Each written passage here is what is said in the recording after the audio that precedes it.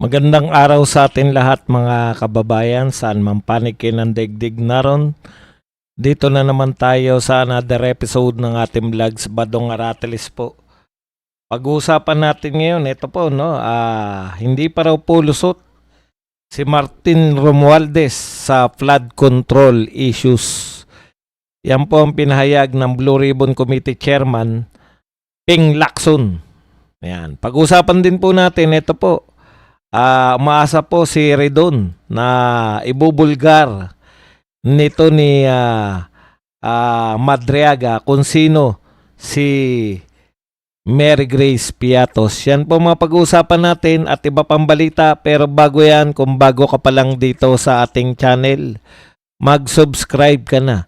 Dahil ito lang ang tanging channel na may kinikilingan, may pinapanigan, una sa balita, uli sa impormasyon. Kaya ano pang hinihintay nyo? Pindot na, okay? Kinakapos sa hining. Pag-usapan na kagad natin to. Nang matapos na comment lang din po kayo dyan sa, sa Bad Aratilis channel. Kaya sabay na uli tayo para marami po tayong pinaglalabasan ng ating pagmumuka. Tsaka may iba't ibang reaction. Okay, simulan na po natin. Good morning po sa inyo lahat. Mapa Badong Aratilis o Bad Aratilis. Mag-start na po tayo. Ito po, hindi pa po lusot si Martin Romualdez. Ito po ang pahayag ni Blue Ribbon Committee Chairman Ping Lacson. Okay, ayon kay Lacson, hindi po totoo. Recommended siya dun. Sabi po ni Ping Lacson kasi pinalalabas. Ayaw nyo pa kasi ilabas ang arte-arte. Ano naman po, alam namin kung ano laman ng inyong Blue Ribbon. Pinag-uusapan po natin yung Blue Ribbon Committee report na naunang napabalita na yung mga tatlong senador ay pinakakasuhan ng Blue Ribbon, no? Ang tanong nga, bakit wala si Martin? Nung marami pong nagtatanong, kasama na yung yung miyembro, yung assistant chair o vice chair ng Blue Ribbon Committee na si Erwin Tulfo. Isa siya sa mga nagko-question, bakit sila lang? Bakit yung tatlong senador lang? Bakit wala yung mga iba? Tsaka po sinabi nito ni Lacson na hindi naman namin sinabi na hindi namin ni-recommend. Habol na lang yan. Pero sa totoo lang po, hindi nyo ni-recommend na sampahan ng kaso si Martin Romualdez. Linaw natin, recommended siya doon. Mali yung nagsasabi na hindi namin siya ni-recommend. Ang pinag-uusapan natin recommended ay recommended ba siya para sampahan ng kaso? Wala naman kaming pakialam na nire-recommenda nyo na imbestigahan uli. O mas imbestigahan pa. Hindi nyo po trabaho yun. Ang trabaho ninyo, kung ire-recommenda nyo ba nakasuhan? Kasi para saan pa po? Ibig nyo sabihin kayo sa Blue Ribbon, ang trabaho po ng Blue Ribbon ulit. Para po sa mga nalilito na, ang trabaho po ng Blue Ribbon, sila lang po ang binigyan ng kapangyarihan ng Senado para tumutok, mag-imbestiga. Lahat po kasi ng committee, ang tanging trabaho po niyan, magsigawa ng batas para dun sa committee nila. Pero yung Blue Ribbon po, sila po yung binigyan ng kapangyarihan na magkaroon po ng yung oversight. Yun pong sa lahat po ng tao ng pamahalaan. Pwede po nilang tignan kung nagtatrabaho po ng naaayon sa batas yung mga bawat ahensya ng pamahalaan. Kaya napaka-importante po ng Blue Ribbon Yan po yung function na binigay po sa kanila. Wala pong ibang committee. Halimbawa po, yung ibang committee, Justice Committee, dun ka lang po sa nakatuto ka lang sa mga hustisya, gagawa ka ng batas tungkol sa hustisya. Pero yung Blue Ribbon po, sila lang po yung binigyan ng karapatan na mag-imbestiga talaga ng katiwalian ng gobyerno. Malinaw po yan. Binigyan talaga sila. Hindi lang po simpleng gagawa sila ng batas. Gagawa rin sila ng batas pero pwede po silang mag-imbestiga ng mga katiwalian. Kaya po sila at every Senate mula po nung nabuhay ako, pero yung nagdaang Senate na pinamunuan ni Tolentino yung Blue Ribbon, lahat po ng Senado, laging sikat po yung Blue Ribbon Committee. Kasi dyan po nagaganap yung mga investigasyon ng katiwalian. Kung kailan, yung iba nga po, imbento na lang dahil walang maimbestigahan eh. Ano po ba yung bakit walang caption? Hindi ko po alam kung ano yung tanong mong walang caption. Bakit kinakailangan na caption? Naka-live tayo kaya wala pang caption. Magkakaroon niya ng caption pag hindi na live. Okay. Ulitin ko lang po sa lahat po ng Senado, mula 1st hanggang 20th Congress, yan po pinakatampo kung kailan naman sinasabi na pinaka-corrupt, pinakamalaking korupsyon, tsaka naman ayaw mag-imbestiga halos ng Blue Ribbon Committee. Yung kay Gordon nga pilit na yung Parmal nakapag-imbestiga pa ng 7 buwan Eto, ang dami pong iimbestigahan. Ayaw mag-imbestiga. Yung chairman nila mahilig makialam sa buhay-buhay ng kung sino-sino. Pati po yung mga China, yung sumasawsaw pa dun. Pabaya mo na yan sa foreign affairs. Imbestigahan mo yung mga katiwalian sa gobyerno. Kaya ka nilagay dyan.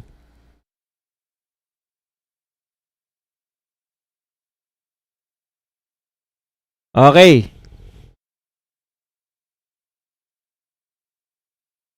Ano ba yung gusto ko sabihin? Ayun. Ayon po dyan, no?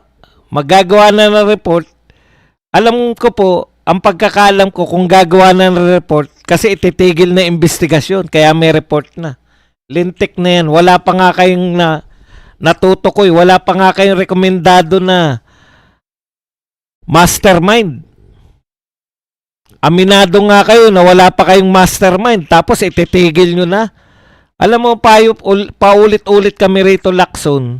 Ang payo lang namin, kung hindi mo kaya mag-imbestiga ganyang kalawak, kasi lawak ng ang dami pang dapat imbestigahan ng Blue Ribbon Ang dami pong katiwalian ngayon, sabay-sabay po. Wala pa po tayo sa mga ayuda. Natitiyak ko sa inyo, napakarami pong katiwalian dyan sa ayuda. Ayaw mag-imbestiga. Anong klaseng Blue Ribbon yan? Lahat po ng Blue Ribbon, nag-iimbestiga po. Lahat ng Senate Blue Ribbon.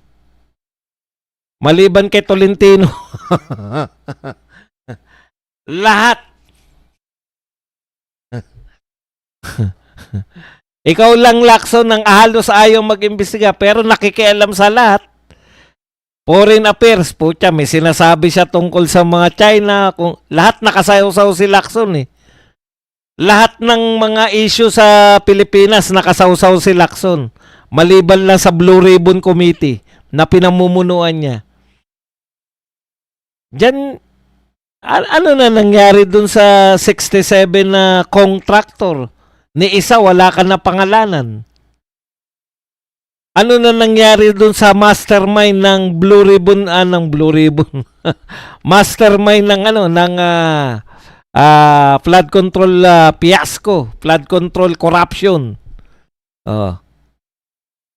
Yan yung dapat mong tutukan, hindi yung kung anong sausaw ka ng sausaw. Alam nyo kung ano yung, di ba pinag-aralan natin yan?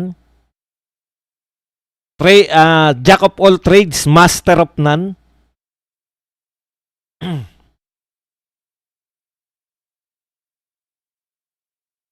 Okay. Hindi ko po maintindihan eh. Sa kanya po galing yun, yung 67 contractor. Sa'yo galing yun eh.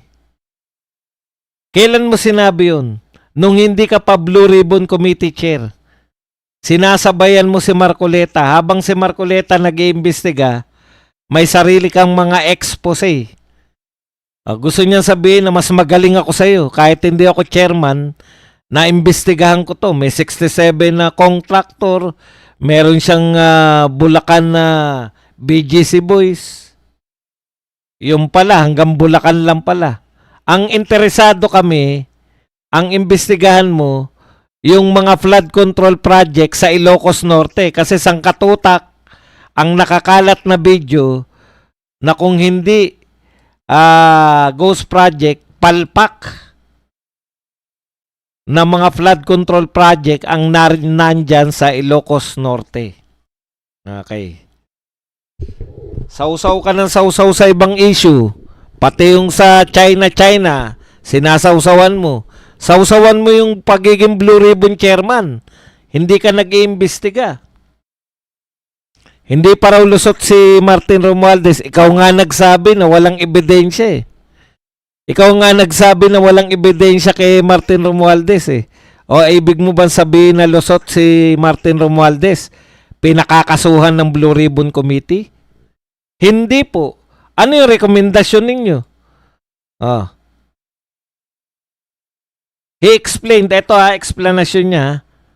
He explained that Romualdez case falls under the same category as that of Senator Francis Escudero. Mamaya natin yung, babalikan natin yung kay Chis Escudero, isa-isa lang kay Romualdez muna. Noting that while their names surfaced during the hearings, there is no solid evidence so far that they directly received kickbacks from allegedly anomalous flood control projects. Okay. So wala raw pong solid evidence so far that they directly receive kickbacks from allegedly anomalous flood control projects. Inihalin tulad niya raw kay Chis Escudero. Ay, teka lang muna. May balita rito eh. Sa'yo din galing to eh. Ayan, Lacson. Ito same date ba to?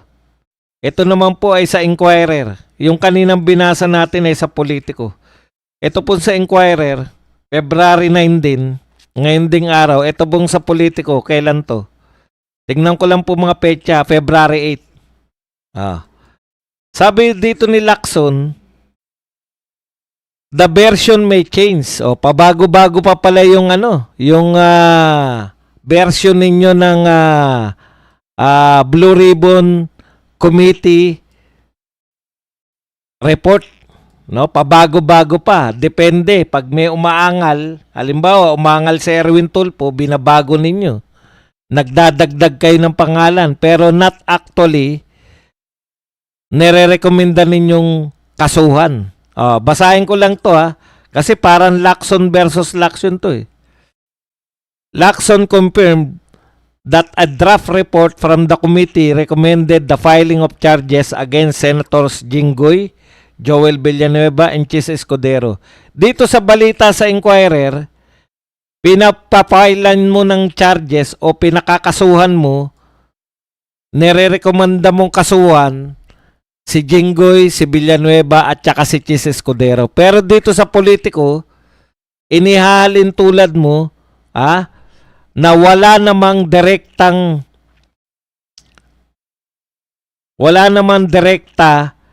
na ebidensya laban kay Chis Escudero. Ano ba talaga? Pinakakasuhan mo ba si Chis o walang ebidensya?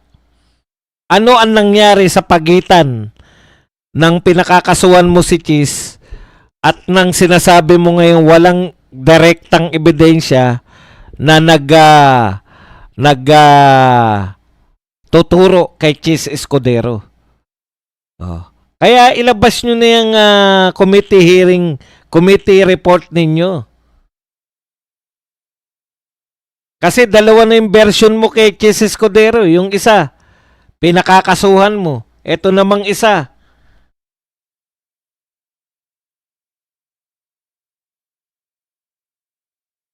Walang direktang ebidensya. Paano mo kakasuhan kung walang direktang ebidensya?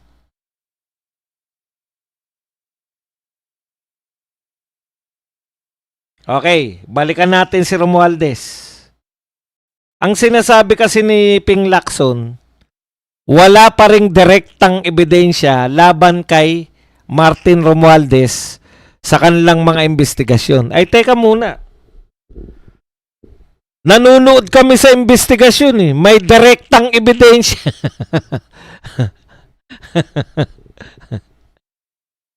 Meaning muna tayo Kasi po, sa meaning po namin, ang ebidensya po ay hindi lang po yung material na bagay. Hindi lang yung resibo, hindi lang po yung mga video, hindi lang po yung picture, hindi lang po mga dokumento. Napapabilang din po sa ebidensya yung tinatawag nating testimonial evidences. Yung mga testigo, kaya nga po tayo kumukuha ng mga star witness eh. Bakit pa may star witness kung hindi po sila na pwedeng yung testimonya nila hindi pwedeng gawing ebidensya? Bakit pa po nagwi-witness? Paliwanag natin kay Ping Lacson. Kaya po may mga witness kasi po yung salita po nila ay ebidensya po laban po doon sa kanilang mga tinuturong salarin. Sa kanilang mga tinuturong suspect. Ebidensya po mismo yung nasaksihan kahit hindi nila na-picturean yun, kahit walang video yun, kahit hindi sila kumuha ng mga resibo o anumang papeles, sapat na po yung testimonya ng mga witnesses. O tanungin ko kayo. Tanong ko po sa inyo. Wala ba kayong narinig na nagtuturo kay Martin Romualdez? Nakasangkot? Narinig natin kay Gutesa, narinig natin kay Diskaya, narinig pa natin dito sa mga engineer ng Bulacan na nagde-deliver sila doon sa mga may katkong si Martin. Hanggang kay Martin, naririnig natin. Kasi yung kay BBM, narinig natin yan kay Saldico na hindi naman niya tumistigo. Hindi naman siya tumistigo sa Senado eh. So pwede silang makalusot doon kay BBM. Pero yung kay Martin, narinig po namin sa Senado yan mismo. Ano mo sasabihin na walang ebidensya laban kay Martin?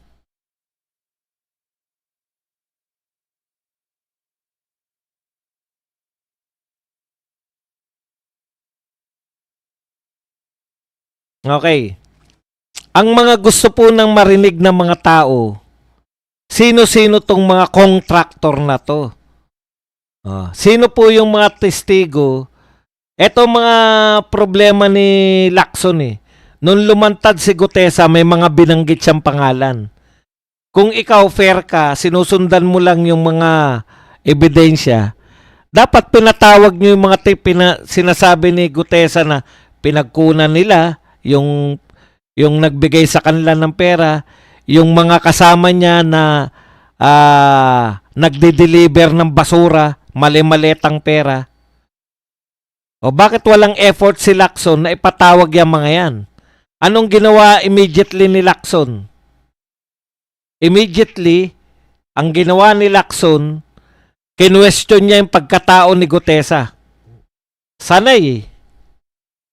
Siraan na lang si Gutesa kaysa di ba?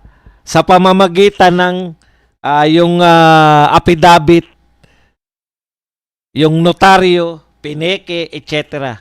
Ang dami pong notaryo eh. Hindi nga kinakailangan ni Gutesa magnotaryo eh. Yung panunumpa lang sa inyo eh. Kaya ang ibig mo sabihin, Mas importante yung mga notaryo kahit saan lang bahagi ng Pilipinas may nagnonotaryo kaysa yung nakita naming pinanumpaan niya. Mas importante pa rin sa'yo bilang chairman ng Blue Ribbon, mas pinaniniwalaan mo pa rin. Mas pinaniniwalaan mo pa rin yung notaryo kaysa yung mismong panunumpa sa mismong Senado, sa mismong komite mo, sa mismong ikaw ang nakasaksi ng panunumpa. Hindi po namin nasaksihan yung mga notaryo. Pero nasaksihan namin yung panunumpa ni Gutesa. Hindi po namin nasaksihan yung pagsusulat niya ng affidavit. Pero nasaksihan namin yung kanyang pagtestimonya sa Senado. Kinwestiyon nyo ba si Gutesa? Kinwestiyon nyo. Bakit po kino-question yung isang testigo o resource person na umaten sa mga hearing? Kaya sila kino-question para po mapatunayan kung sila'y nagsisinungaling o hindi. Wala naman kayong sinabi nagsisinungaling. Paano mo natiyak ba dong na hindi nagsisinungaling si Gutesa at natiyak ng mga senador na hindi nagsisinungaling? Kasi yung mga nakikita nila nagsisinungaling, pinakukulong nila. Kino-contempt nila. Ilan yung na-contempt nila? Si Alcantara, si Bryce Hernandez, JP Mendoza, at iba pa. So, ibig sabihin, hindi nila kinontempt si Gutesa, pasado sa kanila yung testimonya ni Gutesa.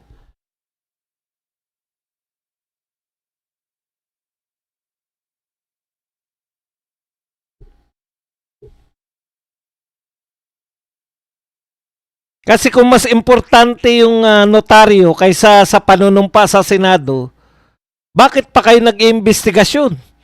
O, manumpa, meron ba kayo notaryo? O suriin nyo to notaryo. O, okay po yung notaryo. Okay na to. Huwag ka nang magsalita rito. Aksaya ka lang na oras. Eto na lang pagbabatayan namin. Hindi po. Kaya kayo nag-iimbestiga sa Senado para matuklasan ninyo kung nagsasabi ng totoo o hindi. Pwede nga walang notaryo eh. May nagsabi rito, baka if the price is right ang desisyon ng Blue Ribbon. Paano hindi kayo paghinalaan? Bakit hindi kayo paghinalaan? Si Lacson mismo yung nagsabi na 67 contractor.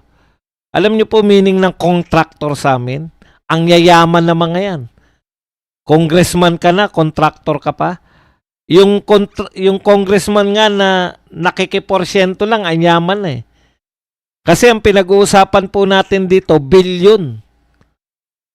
Pag bilyon po, kung tama po yung naririnig namin na 25%, sa 1 bilyon po, ang 25% ay 250 million. Ang laki naman pala ba dong? Correct. Paano pa kung ikaw mismo yung contractor? Ikaw na yung pumorsyento, sa'yo na yung 25% bilang congressman, sa'yo pa yung kita ng bilang contractor. Magkano kinikita ng contractor? Ang daming pera. Kaya lahat ng contractor mayayaman. Ang tanong namin, bakit ni isa wala kang napangalanan? Kasi may interparliamentary. Hindi po kalokohan po yan. Palagay mo nang imbitahin mo man yung contractor, walang attend.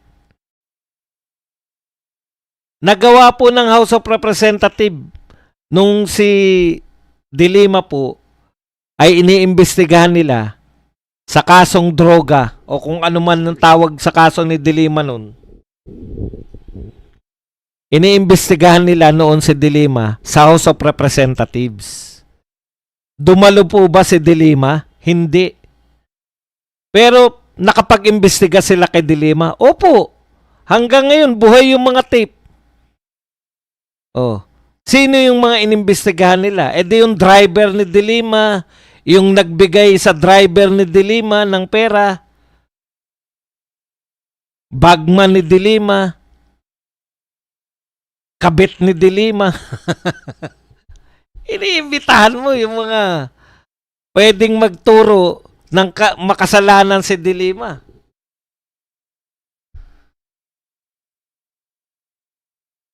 Bakit po ni isang pangalan wala kayong inimbestigahan? Kayo po nag-expose nun. Ibig po bang sabihin may contractor nung hindi pa kayo ang Blue Ribbon Committee? Naglaho yung mga contractor nung Blue Ribbon na kayo? Ano po ang kaso nun? Meron ang intel ninyo. May contractor before kayo maging Blue Ribbon. Tapos nung kayo po ay Blue Ribbon Committee na, wala na pong mga contractor. Hindi po nag-a-adapt eh. Tapos biglang matatapos na investigasyon nyo, report na pinag-uusapan. Lalo na yung report na yan. Bakit pa bago-bago? Sa isa, nire-recomendan ninyo si Chis Escudero na makasuhan. Sa sinasabi nyo ngayon dito sa politiko na si Chis Escudero, nabanggit yung pangalan, walang direktang patunay na siya ay tumanggap. Ito, basahin natin.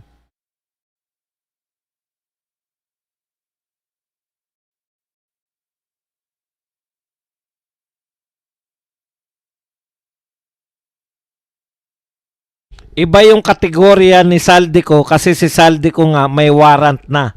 Tapos iniimbestigahan pa ng DOJ. Kaysa dun sa kategorya ni Senator Chis Escudero at nung panahon na yun at saka ni Speaker Romualdez. Ano ba yung kategorya ni Romualdez at ni Chis Escudero? Ayan. So hanapin natin yung sinabi niyan. Ito. Parang magkalamp sila ni dating Senator Escudero kasi ganun din ang kategorya eh. While nabanggit yung mga pangalan nila, walang direktamente na tinanggap nila yung pera. Yun po, no? So dito po, sinasabi niya na magkapareho si Martin tsaka si Saldico sa politiko. Panayam niya yata to sa DCBB. Walang direktamente na tinanggap nila yung pera. Nabanggit yung pangalan, pero walang direktamenteng natanggap yung pera. Ang gusto pala ni Lacson, ang mismong tumanggap ng pera, si Martin Romualdez tsaka si Chis Escudero. Tapos dapat may ebidensya. Siguro gusto niya, iaabot ni Gutesa. Ang tatanggap ng pera, si Martin Romualdez, papapicture pa sila.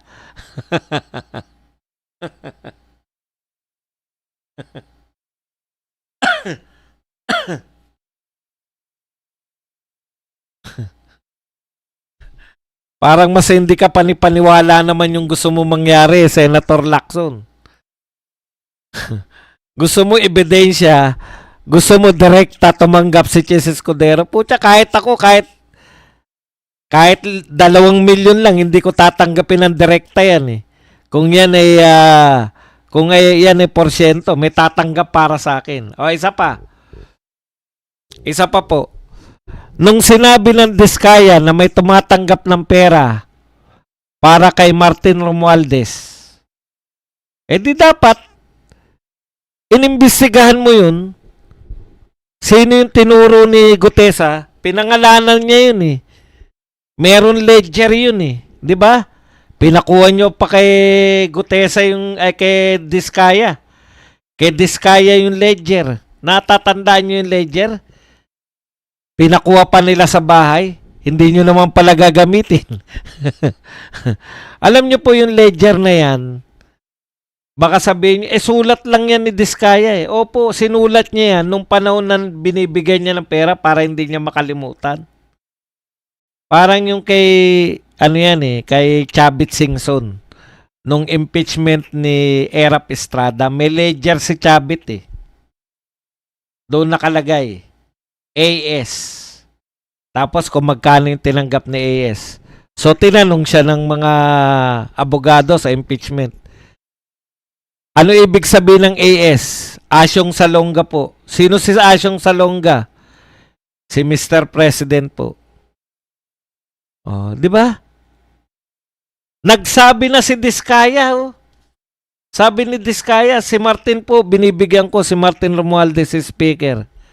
Inaabot mo ba kay Martin? Hindi po. Kanino mo binibigay? Ito yung pangalan. Bakit hindi mo pinatawag yung pangalan?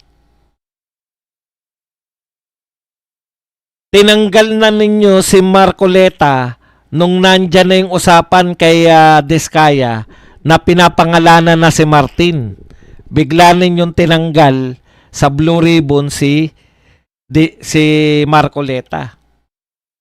Para hindi natukuyin, hindi nyo na ipursu yung ebidensya na nilalatag ni Diskaya. Lahat naman ng tanong, sinasagot naman ng Diskaya.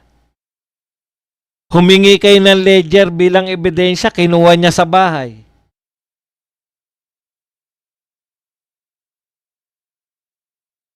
Tapos ngayon, dahil nagre-react yung mga tao na bakit wala si Martin, sasabihin mo ngayon bigla, etong sinabi niya, recommended siya doon. Mali yung nagsasabi na hindi namin siya ni-recommend. Pero ano yung rekomendasyon ninyo?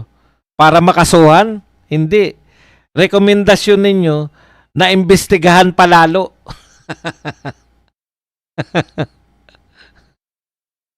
Nirecommend po nila para imbestigahan pa ng mabuti. Para sa... Bakit hindi na lang kayong mag-imbestiga ng malalim? Bakit ire-recommenda nyo pa? Kaya nga may Blue Ribbon para mag-imbestiga ng malalim.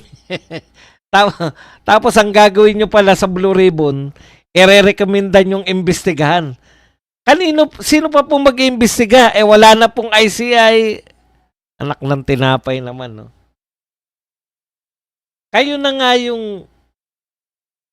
nga yung nilagay ng saligang batas para mag-imbestiga. At ang investigasyon po ng Senate Blue Ribbon, kinikilala po yan. Hindi pwedeng i-ignore yan. O ngayon, ano na po mangyayari?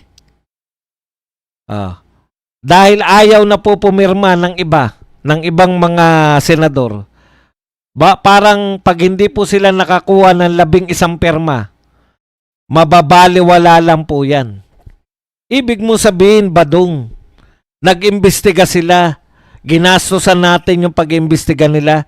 Pag hindi pumirma yung mga senador, majority, 11. Pag hindi pumirma yung mga senador, baliwala yun. Opo, baliwala yun. Ano mangyari? Bakit pa nag-imbestiga? Ano ba ibig sabihin kung bakit hindi pumirma yung mga kapwa mo member? Ang ibig sabihin nun, yung sinulat mo, hindi yan yung resulta ng inyong investigasyon. Putyang investigasyon ninyo, eto, tapos iba yung report. Hindi ko pipirmahan yan. Hindi naman yan yung resulta ng investigasyon natin eh. Naalala niyo yung Blue Ribbon si Gordon? Ang tagal nila nag-imbestiga sa Parmali. Hindi rin pinirmahan ng mga kapwa niya senador. Bakit? Ano katwiran nila? Biruin mo, sa 7 buwan nilang pag-iimbestiga, walang ebidensya na kasangkot si Tatay Digong. Wala rin testigo na nagtuturo kay Digong nakasangkot siya. Pagdating nung ginawa na ni Gordon yung report, ang mastermind si Digong. Mastermind siya ng Parmali. Sabi ng mga tao, sabi ng mga committee members, Blue Ribbon, mga senador, bakit ko pipirmahan yan? Wala naman sa investigasyon naming nagsasabi na si Digong. Kasabwat si Digong. Tapos pagdating sa report mo, si Digong ang lumalabas na mastermind. Hindi sila pumirma. Ano nangyari ron? Wala lang. Nag-aksaya ng pera. Nag-aksaya ng panahon, nag-aksaya ng pera ang Senado. Ngayon, mukhang mauulit. Ina-adjust nila ngayon para mapapirma nila. Majority na nga eh. Binawi pa yung pirma eh. Majority na ng senador, yung tatlo, si Win Gatchalian, si Meg Subiri, at saka si JB Ejercito, binawi yung pirma. Siguro sa isip nila, ano kami? Bakit kami papayag? Hindi naman yan yung mga resulta ng investigasyon natin. Bakit kami pipirma dyan sa ginawa mong ano? Ganun po ka-importante yung report ng Blue Ribbon Committee. Dahil yan pong report na yan, kikilalanin po yan ng ombudsman. Hindi po nila pwedeng i-ignore yan. Paano kikilalanin ng ombudsman yan? Ng DOJ. Yung mga member nga hindi kinikilala yung report Naintindihan nyo po? Ganun po ka-importante yun. Ibig sabihin, yung sinulat nilang draft, ayaw ng mga kapwa nila member ng Blue Ribbon Committee. Oo, gawa-gawa ako ng imahinasyon ko. Imahinasyon ko to lahat. Yung politiko tsaka yung inquirer, inimagine ko yung...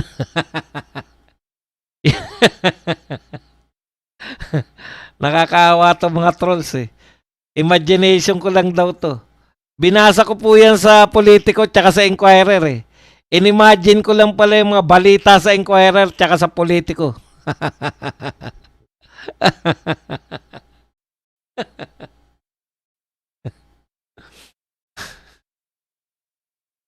So ano po yung mahiya naman kayo speech ni BBM? Wala lang lahat. Walang silbi yung walang silbi yung ICI, walang silbi rin tong Blue Ribbon Committee. Hindi rin po nag-imbestiga yung mga congressman dahil may ICI.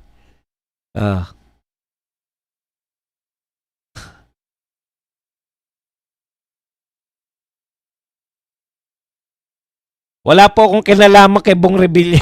Wala. Hindi po namin kaano-ano yung tatlong nababanggit na senador. Kasama po si Bong Revilla. Hindi po namin kaano-ayon na yan. Sa tindi po ng kahinaan ng utak ninyong mga trolls, akala nyo Duterte si Bong Revilla. Tumakbo po yan under ni BBM. Mga nakakalimutan nyo. Si Chis Escudero po, si Jingo Estrada at si Villanueva po ay hindi po kailanman naging partido ni Tatay Digong.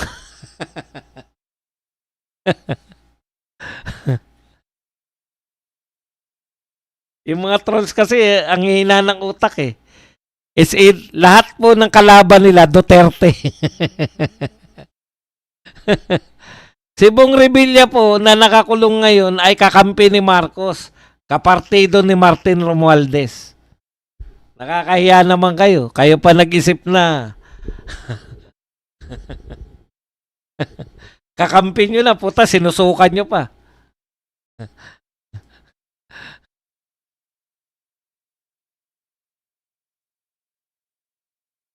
Okay, punta po tayo rito sa pangalawang balita. Kita nyo naman ganyan tayo kalupit. Pangalawang balita pa lang tayo Kaalyado daw natin silang Revilla. Kasama ba siya sa Duterte? Inendorso ba siya ni VP Sara? Hindi rin. Kasaan siya kasama? Kay Marcos. Kaalyado namin si Ramon Revilla. Tayo. Wambang talaga Si Chis Escudero. Duterte ba yan? Ay, hindi.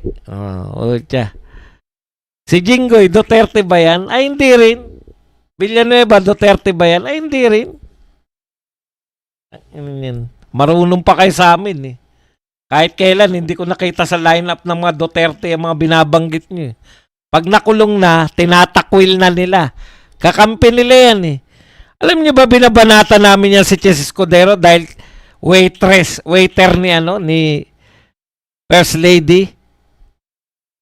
Puta pa na yung banat ko rin. Waiter ni First Lady. Sabihin nyo kakampi namin. Pag gumawa ng kasalanan, biglang Duterte na. Huwag nyo tinatakwil yung mga kakampi nyo. Pag napatunayan magnakaw, bigla nagiging Duterte. Mga bugok talaga to mga to. Si Ramon Revilla, kapartido ni Martin, tumakbo kay BBM, sasabihin nyo Duterte. Ang tinapay. Hindi po namin siya tinatakwil dahil kung ano pa man. Talaga namang hindi namin member yan. Hindi po member ng partido ni Tatay Digong yan. Pag mga bugok talaga, bet may picture. O, tama yun. Pag may picture, makasalanan ka na pag may picture.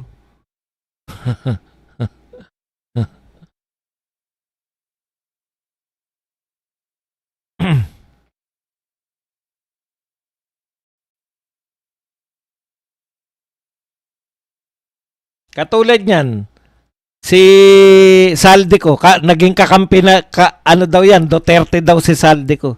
Ang tagal-tagal naming inaaway yan si Saldico. Kasalanan ba namin? Na kaya bumaliktad yan, kaya lumaban yan si Saldico. Kasi gusto nyo siyang palabasin na siya yung mastermind.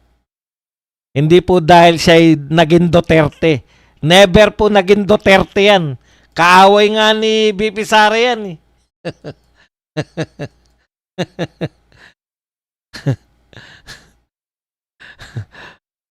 Pag nabibisto sa kalokohan, nagiging kakampi na ng mga Duterte.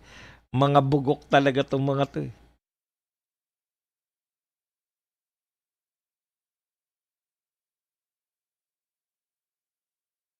Okay, punta po tayo rito. Alam po ninyo, nakakatawa to si Redon, no?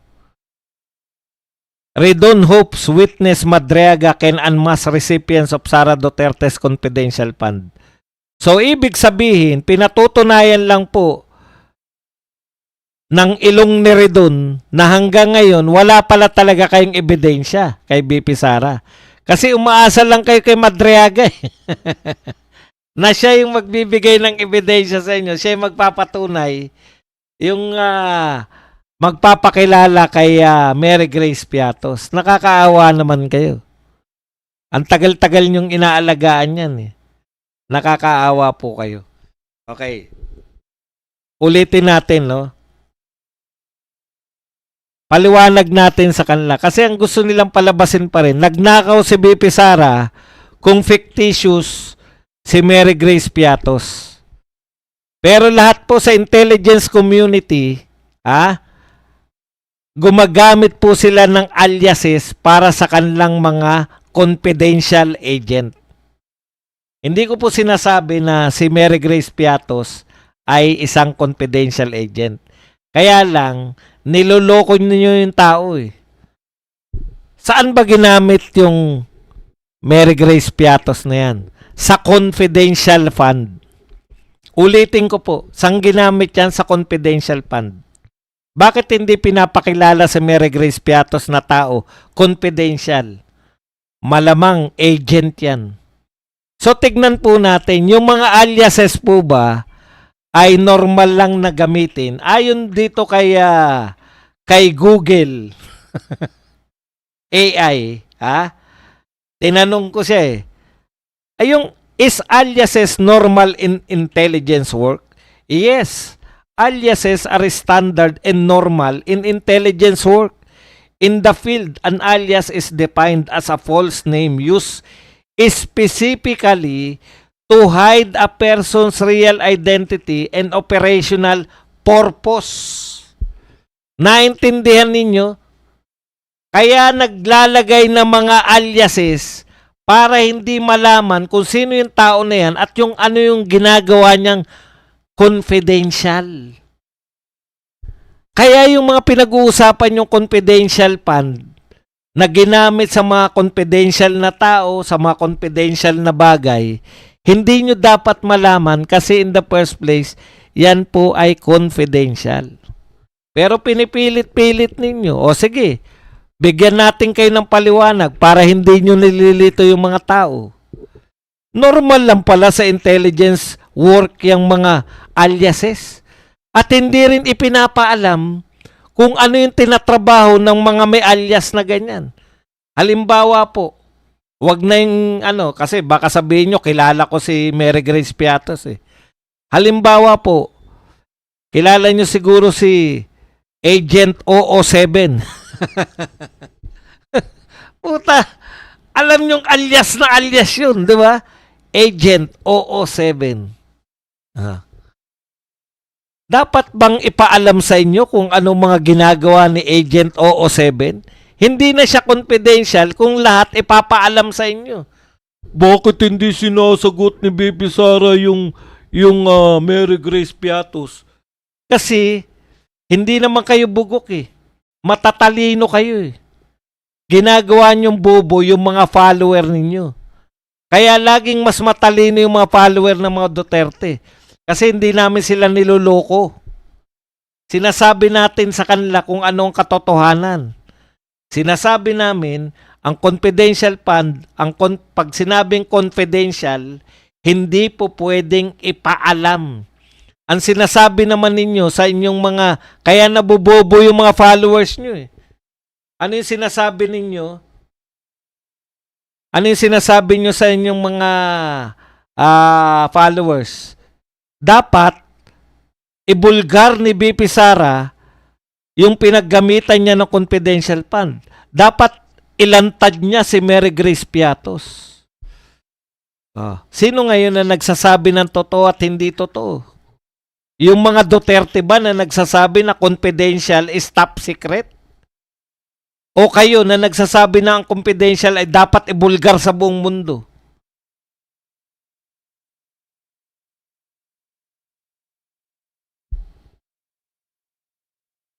Hindi po ba? Very basic po yan eh. Punta tayo doon sa gusto nyong ipilit na magnanakaw si BP Sara. Alam nyo po, ilagay nyo rin, isaalang-alang nyo rin po si BP Sara sa kanyang katayuan.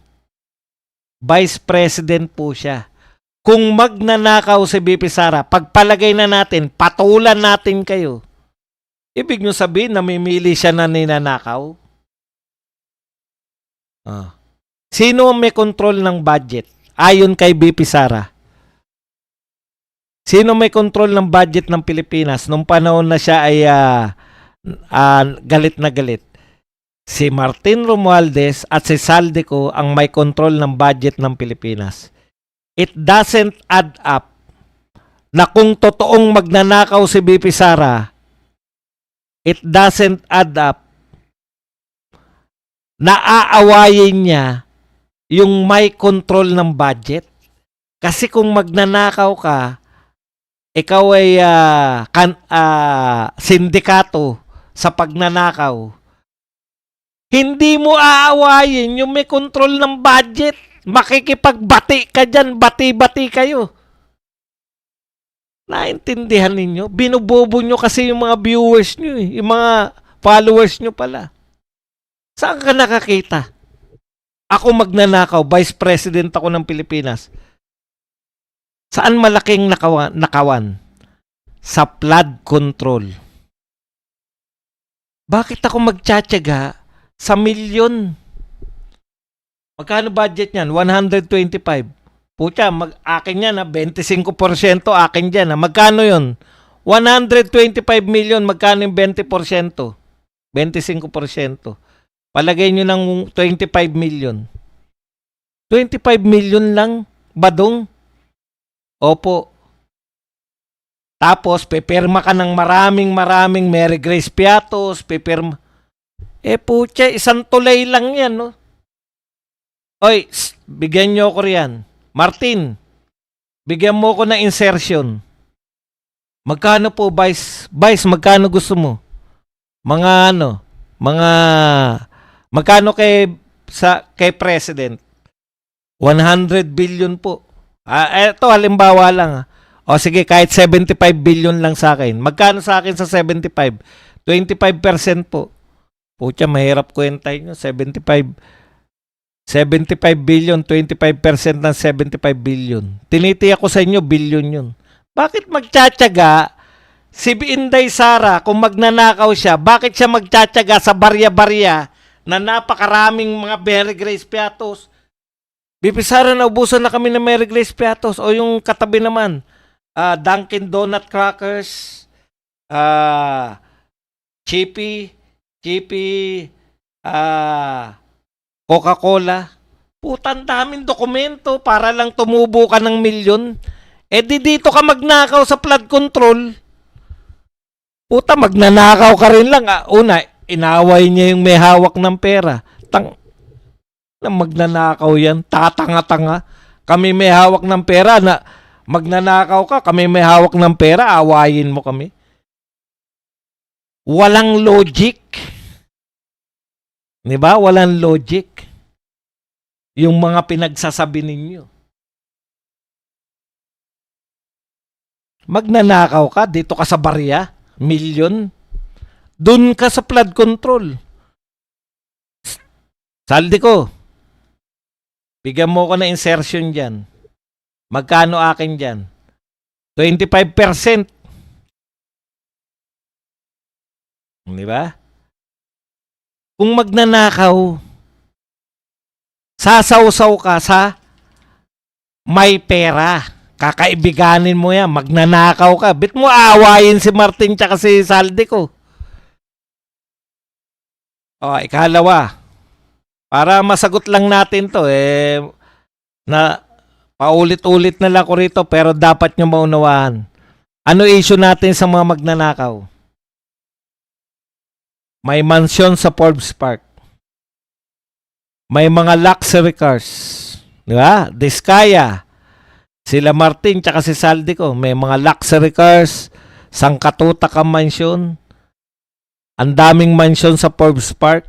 Yan yung mga sukatan nyo ng mga magnanakaw na big time.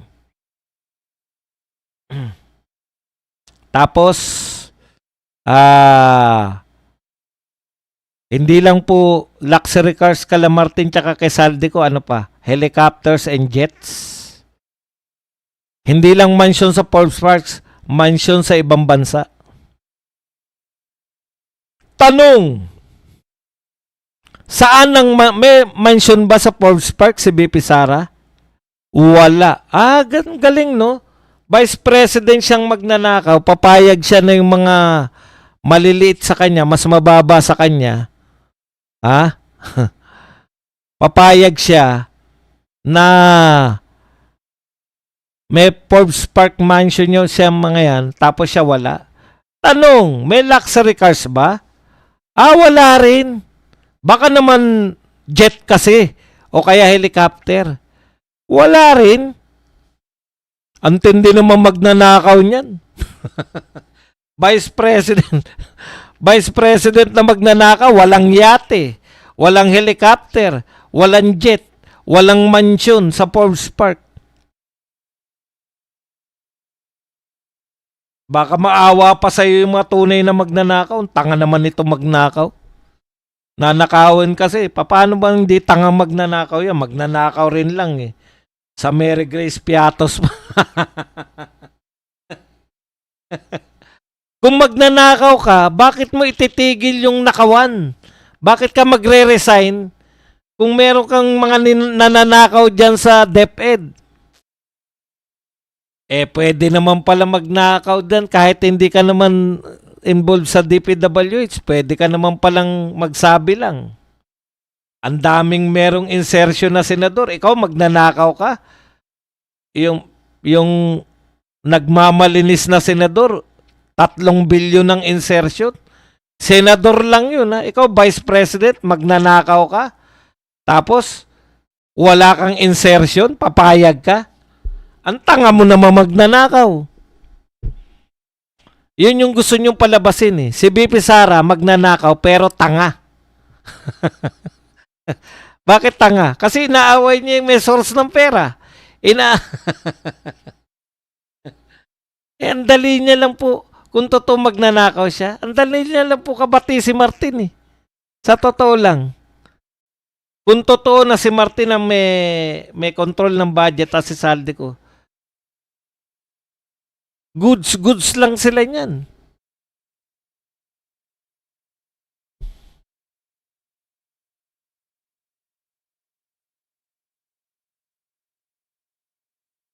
Yan yung problema ninyo.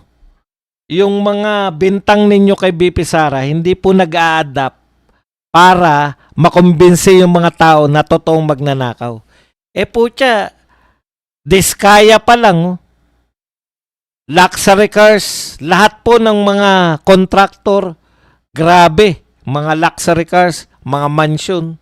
Tapos sasabihin nyo, Vice President, ang magnanakaw, ni walang mansion, ni walang luxury cars, ni walang helicopter, Vice President siya. Kaya napaka-imposible ng mga pinagsasabi ninyo.